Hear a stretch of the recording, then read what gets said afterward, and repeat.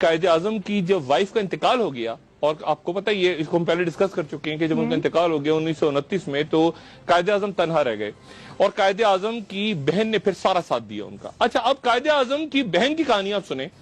کہ قائد اعظم کے انتقال کے بعد 2 سال تک قائد اعظم کی بہن کو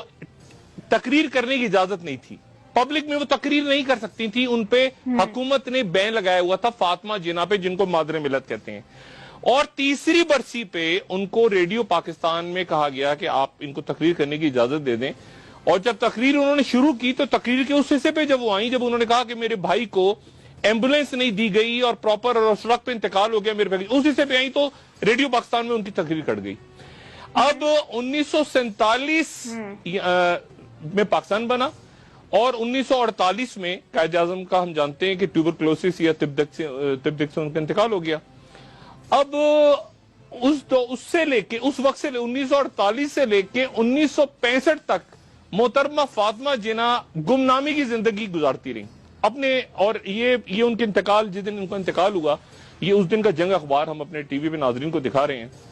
اور اس دن ہنگامے بھی پھوٹ پڑے اور آگ لگا دی لوگوں نے اور لاکھوں لوگ تھے، اور یہ اس دن کے اخبارات کی میں فوٹیج آپ کو دکھا رہا ہوں جس دن فاطمہ جناح کا انتقال ہوا۔ اور ان کا انتقال اس طرح سے ہوا کہ رات کے وقت اچانک اعلان کیا گیا کہ فاطمہ جناح کو دل کا دورہ پڑا ہے اور وہ انتقال کر گئی ہیں، اور جتنے بھی لوگ اس وقت موجود تھے، سیاستدان تھے، باقی لوگ تھے، انہوں نے الزام لگایا کہ فاطمہ جناح کا انتقال جو ہے وہ نہیں ہوا طبعی طور پہ، بلکہ انہیں قتل کیا گیا ہے۔ یہ الزام لگایا گیا کہ انہیں قتل کر دیا گیا ہے، اور یہ پھر جنگ اخبار میں آپ کو دکھا رہا ہوں 1972 کا جنگ اخبار، جس میں یہ خبر ہے کہ باقاعدہ عدالت نے ایک پیٹیشن منظور کر لی، اور اس پیٹیشن میں یہ لکھا ہوا ہے، یہ ہمارا عدالت ہی نہیں ہماری تاریخ ہے، اس پیٹیشن میں لکھا ہوا ہے کہ محترمہ فاطمہ جناح کو کے آخری دیدار کی اجازت نہیں دی حکومت وقت نے، اور غسل دینے والا جو ہے وہ یہ کہہ رہا ہے کہ جی فاطمہ جناح کے جسم پہ گہرے زخموں کے نشان تھے، ان کے پیٹ میں ایک سوراخ تھا جس میں سے خون بہ رہا تھا، اور تشدد کے نشانات تھے جسم پہ، اور یہ پیٹیشن عدالت نے منظور کر لی، پیٹیشن، اتنے سارے اس کے ساتھ ڈاکومنٹس تھے کہ عدالت نے اس پیٹیشن کو منظور کر لیا۔